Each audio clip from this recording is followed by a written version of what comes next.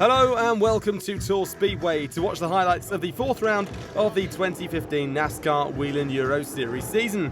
This weekend, 22 cars are on the entry list in the official NASCAR series in Europe, a real success for this major round of the calendar.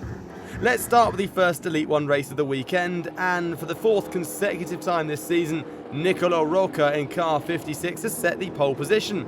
The Italian gets a new track record with 16.491 seconds, which means he wins the Race and Win Pole Award for being the driver with the most pole positions this year. As in Brands Hatch, the first row is 100% CAAL racing, with Eddie Cheever III in second place, and Villarino is third, Alan Day fourth, and Anthony Campen, car number 24, starts way back in ninth place. Cars are lined up for the start then.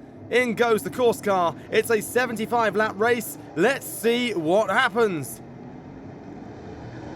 Well, a fantastic start then from Nicola Rocca. He leads, but Eddie Cheever III has been taken straight away by Andy Villarino, and Gabion's got him on the inside as well, which means Eddie Cheever III has fallen from second down to fourth on the first couple of turns here. So Nicola Rocca has the lead. Then it's Andy Villarino. Frederick Gabion behind him, very, very close behind him as well. And then a few car lengths is now Eddie Cheever III, who's clinging on in these early stages. As we look further back in the pack, we can see there, car number 44, that's Freddie Nordstrom. He has got two cars right behind him. Roman Iniesta pushing very hard on Philip Lietz, and Iniesta has got him as well. So Iniesta now moves up.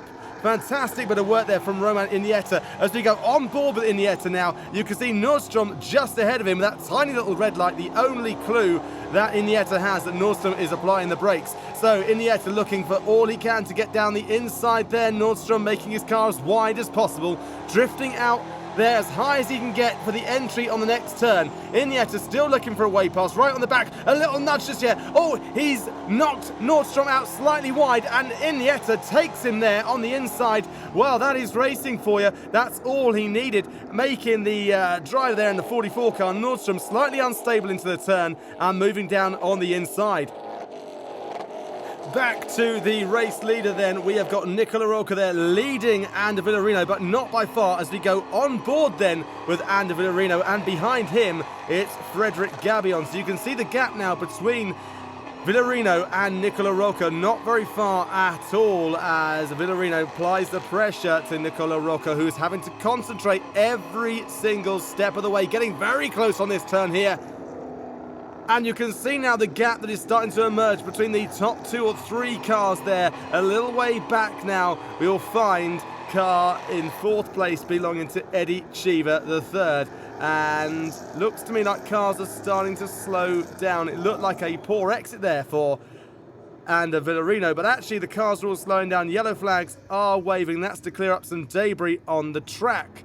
So the fans now are awaiting the restart, which is about to happen. So we look like this. Nicola Rocca leading. He is ahead of Andy Villarino, ahead of Frederick Gabion, and then car 51, Eddie Cheever III. Then Anthony Campen up to fifth place, and Alan Day making the top six. Fantastic racing, completely incident-free as the cars go into the turn, twos and threes wide, starting to get into position again. It's as we were, Nicola Rocca leading, then it's Andy Villarino, then it is Frederick Gabion.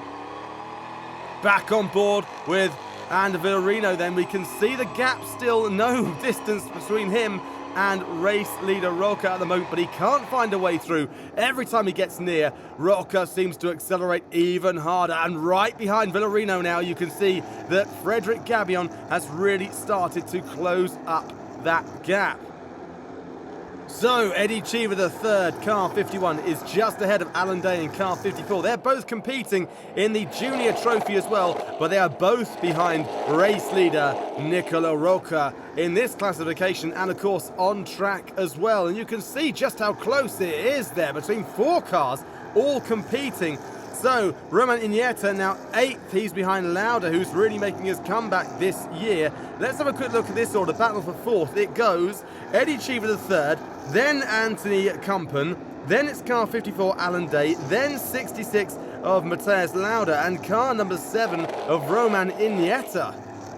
And there he is, car number 7, Roman Iniesta, really on the tail of Matthias Lauda, driving very well as well. We go on board now with car number 7. That is Roman Iniesta. You can see just how far away he is from Matthias Lauda just there, and he's diving into the pits there, so in goes Roman Iniesta. This is for his penalty for his contact with Freddie Nordstrom earlier on. You can just see it here, right on the back of him, giving him a nudge, forcing Nordstrom out wide, and then Iniesta took him on the inside just there. So that's why he had to go into the pits there. The race control not very happy with that, and that's why he's had that little penalty.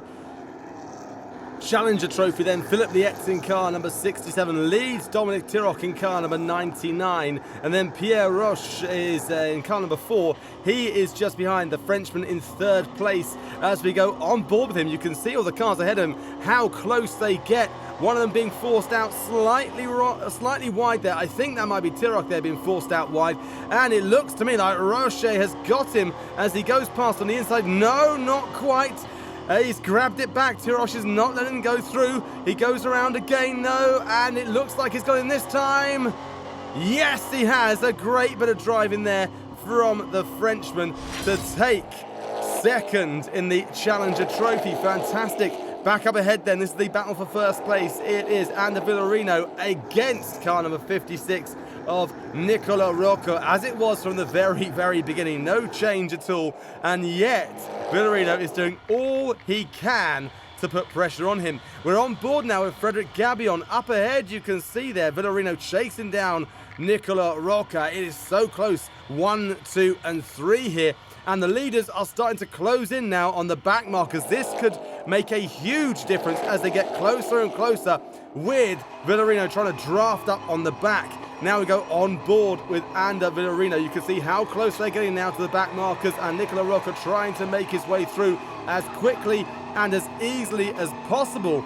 But the handling of his car seems to have changed. I don't know, they hit the curb on the inside, and all of a sudden the car seemed to squirm a great deal. He goes wide into turn number 1, and Frederic Gabion, yes, you can see Frederic Gabion has got him on the inside. A great bit of driving. Completely opportunistic there, taking him on the inside and starting to stretch away immediately. So we have race leader all slowing, everyone's slowing. Nicola Rocca there, all the cars slowing down, yellow flags waving, out comes the safety car. Not sure why. We have a replay coming up then.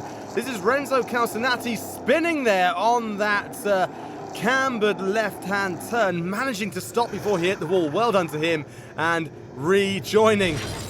Oh, that must have been a bit of a moment for him just there as he went high. So meanwhile, Ander Villarino has got some debris on his car. Looks like he's trying to shake it off there. And also, Anthony Kumpen has had to retire during this period with a bit of a transmission problem, so a major shame for him.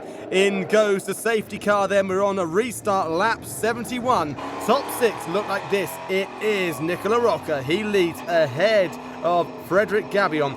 Then Ander Villarino, then car 51, Eddie G with a 3rd, 54, Alan Day, and 67 of Philippe Lietz. We briefly went on board there with Ander Villarino, right on the back of the Nicola Rocca there. He is right on the back of Rocca. Can he get in? I do not know. Fantastic bit of driving there from Ander Villarino as well. He's got a couple of cars ahead of him with Rocca and, of course, Frederic Gabion too. But it is so close at the top. The battle for first is looking extremely tight.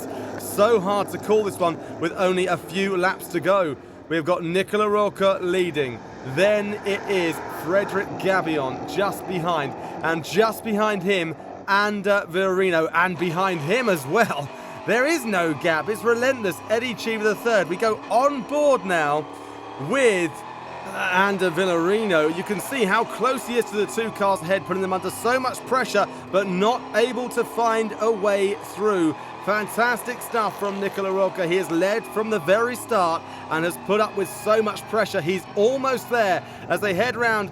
The flags now wave, the final lap. Fantastic result. So Nicola Rocca wins for a 2nd time this year. Great performance from the CAAL racing driver. Gabion, another 2nd, and victory not far away from the RDV competition team. Dominic Tiroc in car 99 wins the Challenger Trophy and the Best Move Award. And Nicola Rocca, a very happy man and congratulated by his team.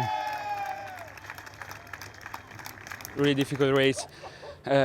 pretty hot here in Tours, and Ander and Fred were always whole race long really close to me, but I drove pretty well. I didn't make any mistake like in Branzach, so I'm really happy. Congratulations to Nicola and to Cal Racing. With Fred has been fun. Fred has overtaken me when I have touched one of the plots on the track. I was stuck under my car, so I have had to touch another one to keep it away. But it's okay. Third place, happy, and good points for the championship. Nicola Rocco celebrating his second career win, another time on an oval after Venray, with Gabion and Villarino alongside him. In the standings, Villarino increases his lead over Chiva III, while Gabion takes third place.